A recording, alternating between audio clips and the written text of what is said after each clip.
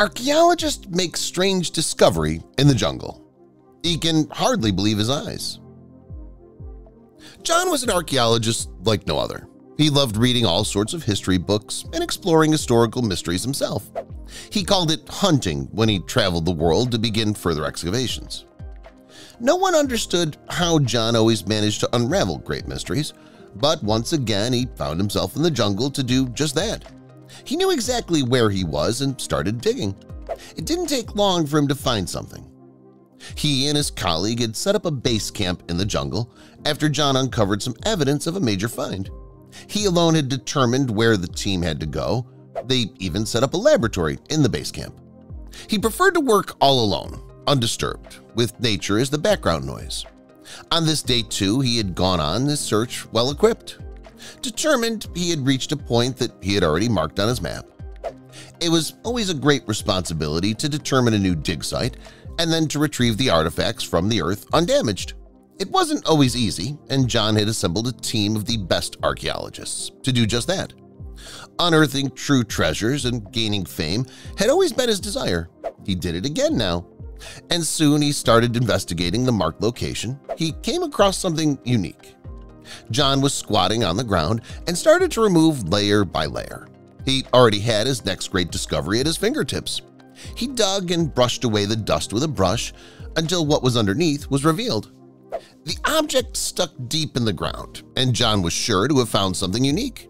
He still had no idea what it was, but he trusted his experience. He grabbed his brush and a towel and set to work with great delicacy. Then he recorded what he had found so far with a camera. He tried to determine how deep the object was in the ground. For this, he used a special radar. When he got the results, he almost lost consciousness. The object appeared to be a few feet long. The radar seemed to recognize that it was more than one object. There were 3 other similar finds. John almost couldn't believe what he had discovered. It was the biggest find of his life so far. He pitched his tent. He wouldn't leave this place until he had dug everything up. The next morning, John awoke up in the jungle and immediately heard the symphony of songbirds that were all around him. With focus and determination, he got back to work. The higher the sun rose, the further he got with his excavation. John caught his breath as he realized what was beneath the many layers of sand. It was a statue that seemed to match its size, as if growing out of the ground. John couldn't believe his eyes. The first pieces he recognized were great artwork. With his gloves on, John ran his fingers over the smooth surface of the statue. He couldn't believe that it was man-made. What would his colleagues say about it? He was too deep in the jungle to reach her now. He documented his find very carefully and was excited to dig up the other objects soon.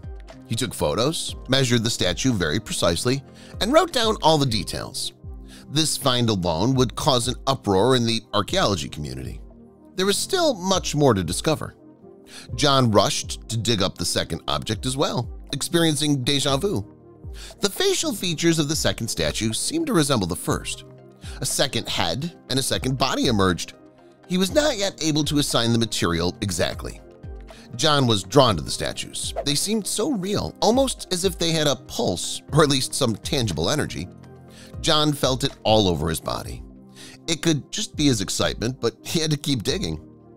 Time passed, but that didn't matter anymore. John was busy excavating until his hands were blistering from the work. He now realized that the statues were arranged in a circle. 3 of them looked at a statue that had had its back turned to them. John took a closer look at the statues, and an uncomfortable feeling spread now. Somehow the facial expressions on the statues looked familiar. John couldn't tell what it was, but something was wrong with them. The sun started to disappear behind the trees, and soon it was completely dark. John had tried to contact base camp several times during the day to organize a pickup. Someone would come by tomorrow to wrap up his find. Again, John tried to reach someone because he had realized in the meantime how many statues had to be recovered. They would then have the unearthed treasure analyzed in the laboratory. The next day, John waited for the vehicle to arrive from the base camp. He'd been thinking all night about what made the statues so realistic. Somehow it seemed to him that they radiated an energy, and their facial expressions also told a whole story. Finally, he heard a vehicle approaching. A whole team had come to examine John's find and secure everything for transport. It was a difficult process that required great precision. With the statues in the truck, it was up to the driver to get them safely to the lab. John climbed on board while his thoughts turned only to the statues.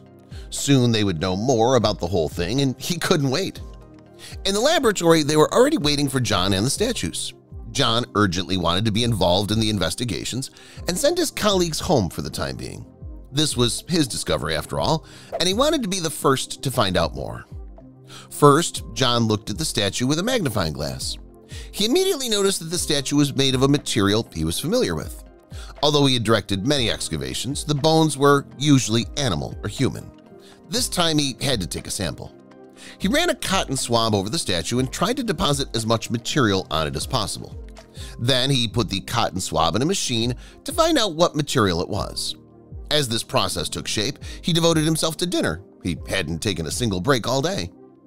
As he munched on his sandwich, the machine continued to work and give its analysis.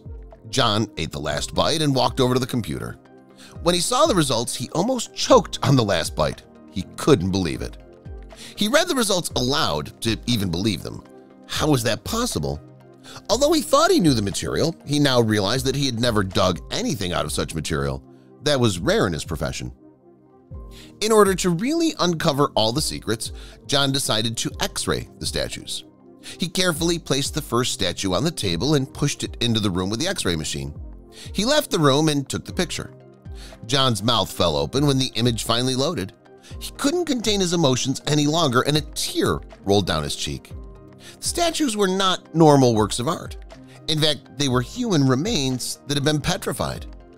The realization pierced his chest like a knife. He had understood that these statues were not art, but in fact a civilization that was already extinct today.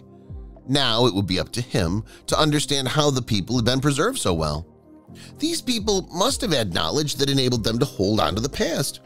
What other knowledge could he draw from them? John's discovery had been truly amazing.